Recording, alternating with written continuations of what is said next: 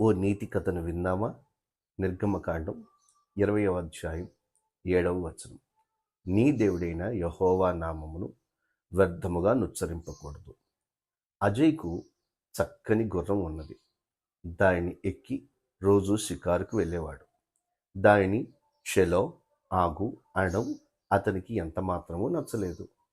అందువల్ల అది ముందుకు దూకవలసినప్పుడు దేవునికి స్తోత్రం అనేవాడు, ఆగవలసినప్పుడు హల్లెలూయా అనేవాడు.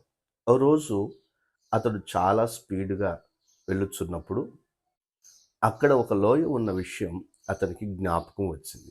హల్లెలూయా అంటే గుర్రం ఆగేది, కానీ ఆ కంగారులో అతనికి గుర్తు రాలేదు.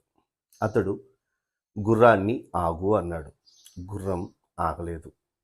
టైరో అన్నాడు, గుర్రం ఆగలేదు. లోయ చాలా సమీపంలోనే ఉంది.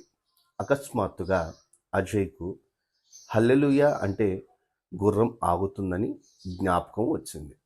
అజయ్ హల్లెలూయా అన్నాడు.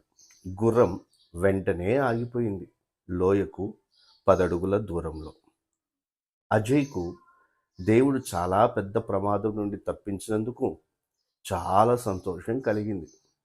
అతడు దేవునికి స్తోత్రం అన్నాడు. ఆ తర్వాత అజయ్ కానీ అతని గుర్రం కానీ ఎవ్వరికీ కనబడలేదు. ఈ కథలోని నీతి, దేవుని యొక్క నామమును మనం ఎప్పుడూ వ్యర్థంగా ఉచ్చరింపకూడదు.